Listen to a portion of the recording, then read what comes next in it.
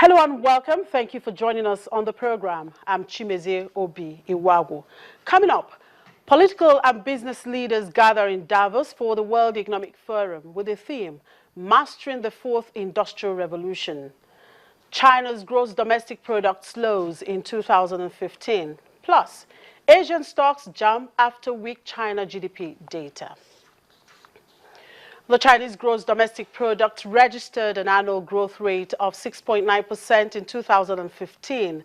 The reading is the weakest since 1990 due to multiple factors, including the complicated international situations, housing market slowdown, softening domestic demand, and weak global recovery, though the authorities worked hard to stimulate the economy.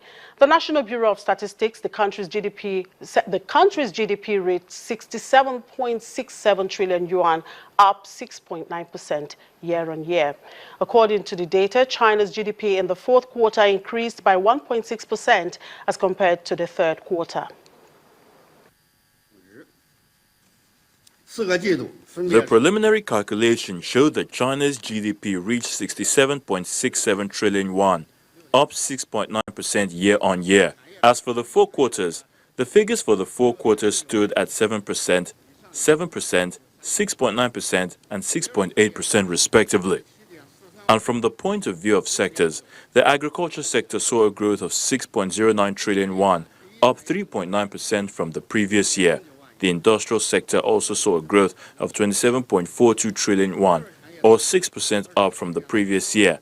And the service sector saw a growth of 34.17 trillion yuan, up by 8.3% from the previous year. While shares in Asia rose today after data showing China's economy grew last year at its slowest pace in 25 years, prompted investors to anticipate more efforts to spur growth. Concerns about Chinese authorities' ability to rebalance the slowing economy have rattled investors this year. After a plunge in stock markets and the yuan currency raised concerns, growth may be slowing more rapidly. On the back of the data, Hong Kong's Hang Seng Index posted its biggest one-day gain in more than 2 months, aided by a sharp rebound in mainland stocks. China stocks rebounded roughly 3% on the news of the weak quarterly economic data, which strengthened market expectations the government will unveil more stimulus moves.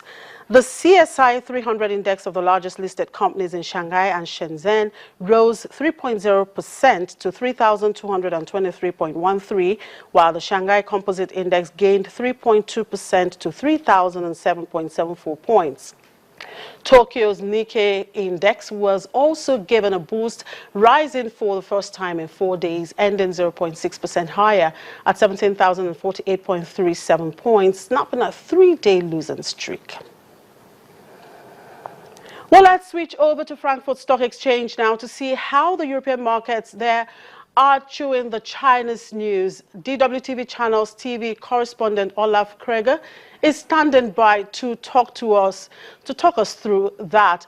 Olaf, how is the market reacting to the oil sell-off and slowing growth in China today?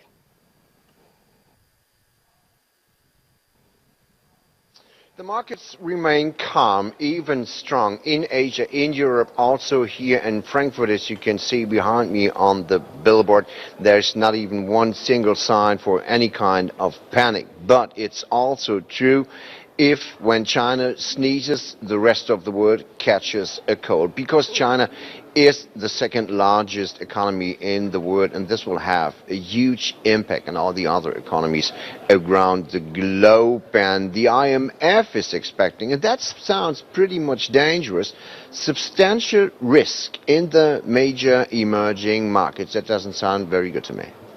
Right. Now, the Bank of England Governor Mark Carney is about now sharing his thoughts on the outlook for the first time this year.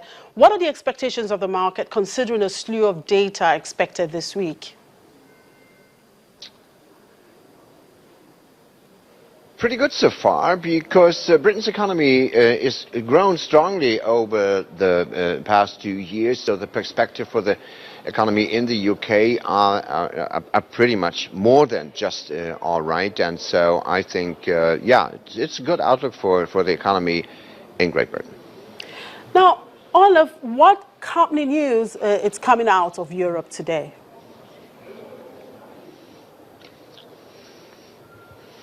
Well, the French oil company Total is in hot water because of the low oil price. And what we hear today is that the oil company said that it's expected 2015 profits to be down more than 20%. This is quite a lot. And Total in September announced cuts in spending and investment, stating the weak oil price. So as you can see, the situation on the international commodity markets are going to hit the French oil company as well, and I'm pretty much convinced that other oil companies are also in trouble. All right, Olaf, thank you for your time. Olaf Krieger, DWTV Channels TV correspondent reporting from the Frankfurt Stock Exchange. Let's go on a quick break. When we come back, it's World Economic Forum, where Africa will be part of the fourth industrial revolution. That's our conversation. Please don't go away.